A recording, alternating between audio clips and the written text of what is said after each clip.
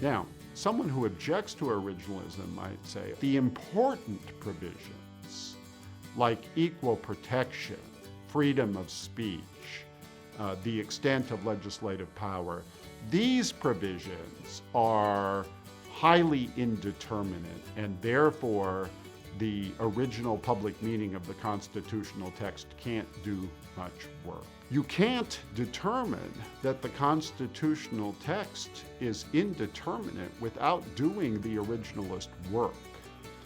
And I believe that for many provisions of the Constitution, once we do the work, the text is much more determinate than it might seem to a progressive critic of originalism engaged in the method of armchair originalism. First thing I think that is important is to remember that most of the constitutional text is highly determinate.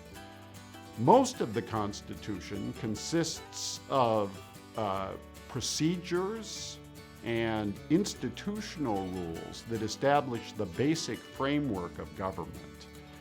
So the idea that legislation has to be passed by the House and the Senate, and that these two bodies have compositions that is determined by a set of rules, and that there's a veto power, all of these basic structural elements of the Constitution are highly determinate.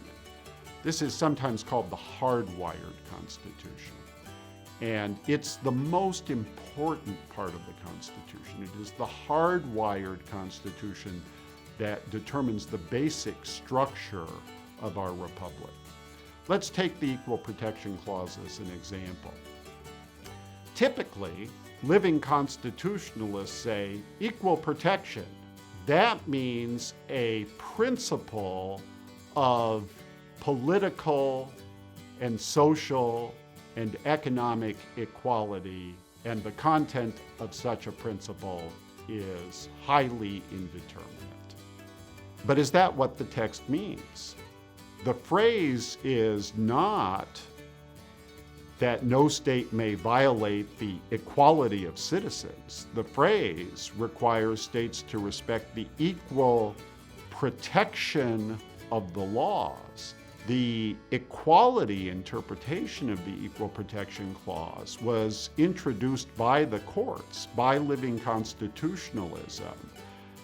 And the shape of the Equal Protection Clause, I think, is much more determinate than many critics of originalism assume. Nonetheless, I think that it's highly likely that at least some constitutional provisions are significantly underdeterminate. And that's why methods of constitutional construction are so very important. We need methods of constitutional construction that constrain judicial discretion.